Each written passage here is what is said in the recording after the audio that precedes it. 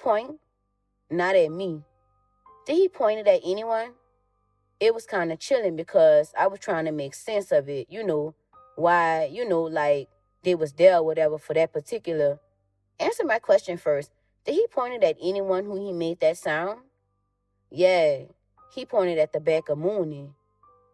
Did Duda Man have a gun? No, I didn't see Duda Man with no gun at that particular time. But you have seen him with a gun before? Yeah. What kind? A 40 cal. Will you pull that microphone a little closer or either pull your chair up? Thank you. How about Byron Jones? Have you seen him with a gun? Yeah, I seen him with a gun a few times. What kind of gun? K's. I'm sorry?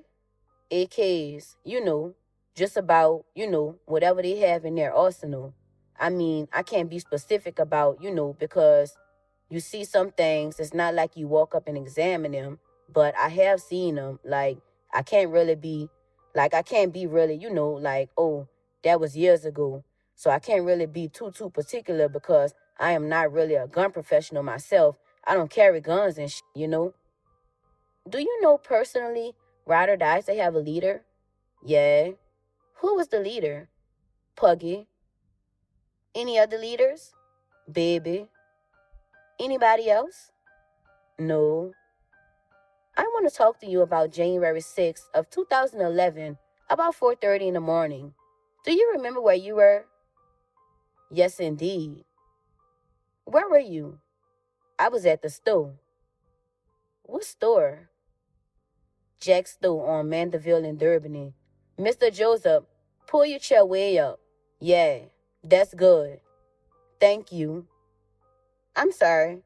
Can you say that again? What store? Jack's store on Mandeville and Durbany.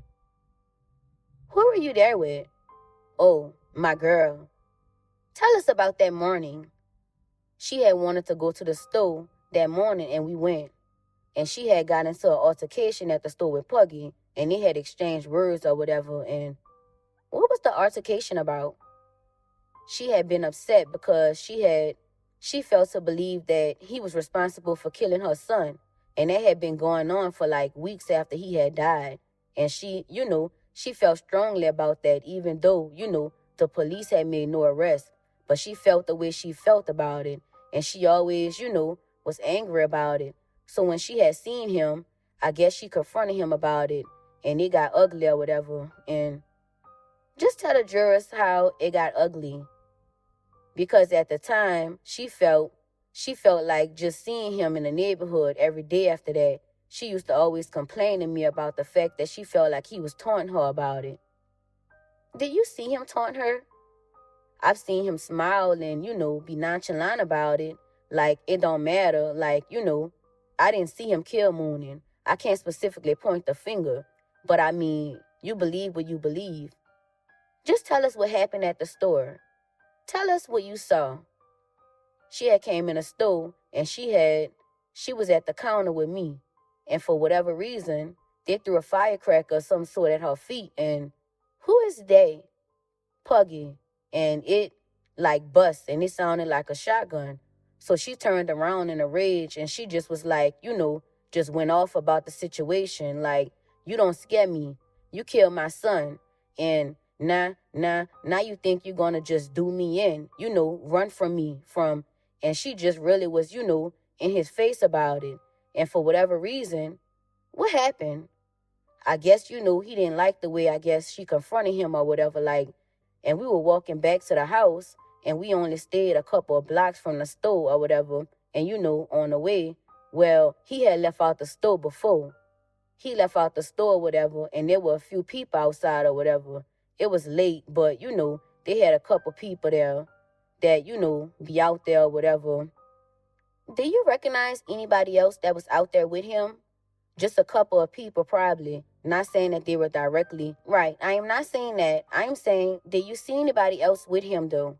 Yeah, they had. Who? Head was out there. He was talking to Head at the time, and I had seen Trey on the corner. At some point, I had a chance to. I had felt like I had recognized Duda Man but I can't specifically say because I did not see his face. All right. So what happened after that? After you guys got outside? Well, we walked off or whatever.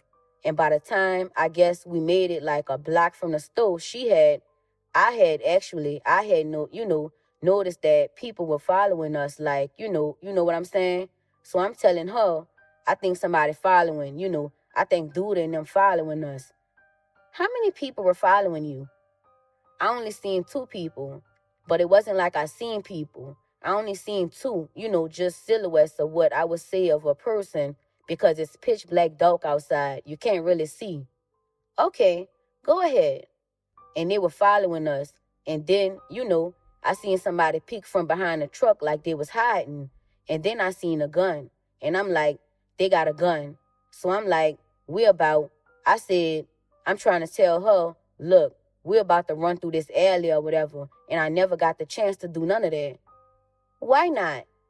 Because the person with the gun came from behind a truck and they started running down on us shooting. Do you recognize who was running in any way? I recognized the image. I mean, the person that actually shot the gun. I recognized that person through characteristics. Tell me about that. Tell us about that. The person that had the gun, that was holding the gun, the only reason why I say my girl say one thing, I say one thing else. Tell me what you saw and the characteristics you recognize. I think Duda Man shot us. What was the characteristics that made you think that? Because his arm was deformed, and that's who I seen. What happened? What happened after that? He ran down on us, and then I had got grazed in the head, but it didn't penetrate me. But I was bleeding just as bad as if I would have got shot, point blank range. But I just laid there like I was dead or whatever because I had actually seen, guy running up on us, like, even after we fell. And my girl, she was hurt bad, but she was just lying there. And then a person walked up on us to check or whatever. And then I, just from nowhere, I just hear somebody say, well, when a person walked up on me, I act like I said the image that I got, the conclusion that I came about, somebody shooting me didn't happen in. This happened. This happened a while after the fact when I had put it together, how I mentally started coming back. Tell me, when you were lying on the ground, tell us what you were seeing.